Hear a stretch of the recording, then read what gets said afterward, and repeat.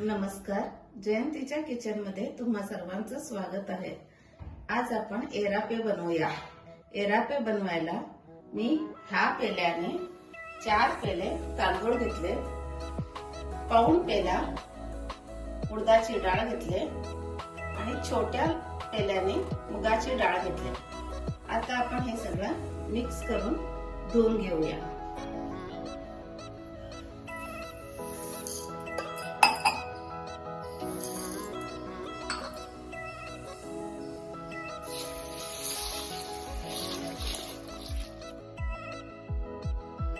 धुवून मी 6 तास भिजायला ठेवलेलं, हे छान भिजलेलं आहे।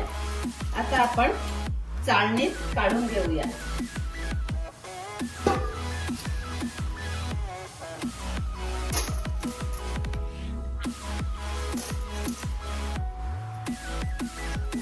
पाण्यातनं काढून झालंय, वाटून घेऊया। आणि वाटायच्या वेळेला मीडियम पोहे 1 पेला त्यात भिजवून त्यात मिक्स करायचे।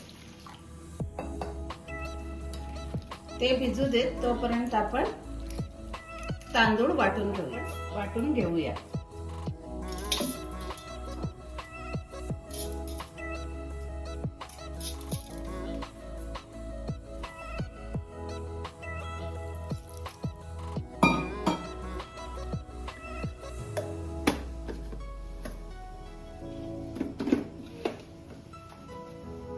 डाळ तांदूळ वाटून झाले।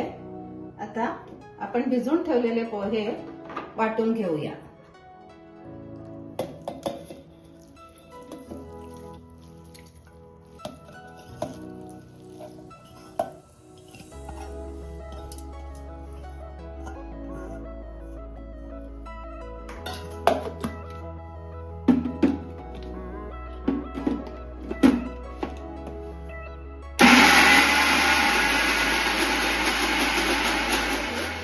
वाटून झालेत, तेही मिक्स करूया।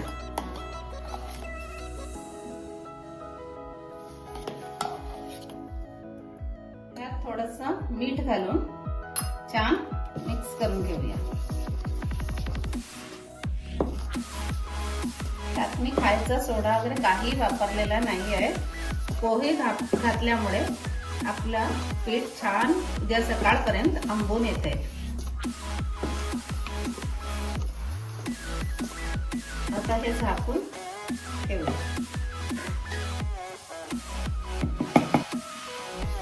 आता हे झाकून उद्या सकाळपर्यंत ठेवूया। आपलं पीठ छान आंबून तयार आहे।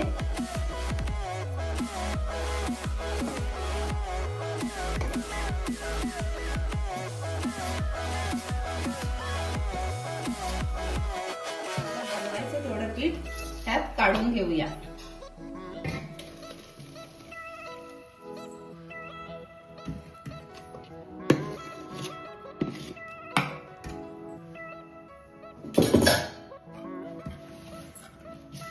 ह्यात मी बारीक चिरलेला कांदा घालते,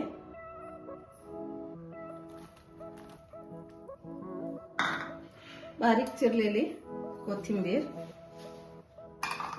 आणि ओल्या मिरच्या बारीक चिरून घेतलेत, आणि थोडीशी हळद घालते। आणि आता छान मिक्स करून घेऊया।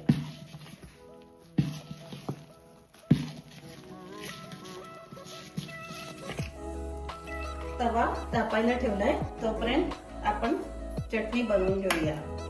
मागच्या व्हिडिओमध्ये गोली भजी मध्ये मी चटणी दाखवलेली आहे, पण परत एकदा इथं चटणीची रेसिपी दाखवते।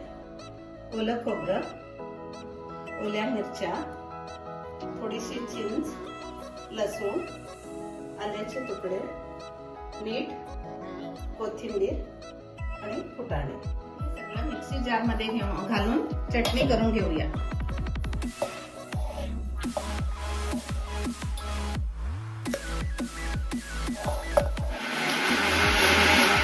झालेली आहे, तवा तापलाय, तेल घातलेलं आहे। आता आपण एरापे करूया.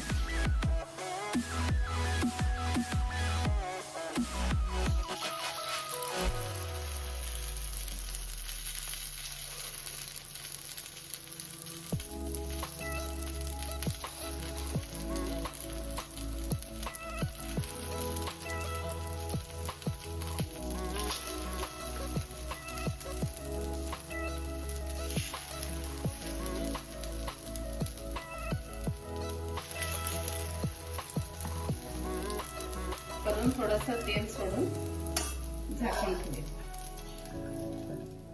आता हे आपण उघडूया. आता सावकाश परतूया.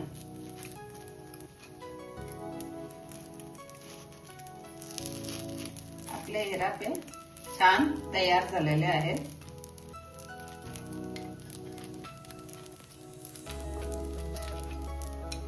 आपले एरापे चटणी तयार आहे. घरात तुम्ही करून बघा. Please like, share and subscribe.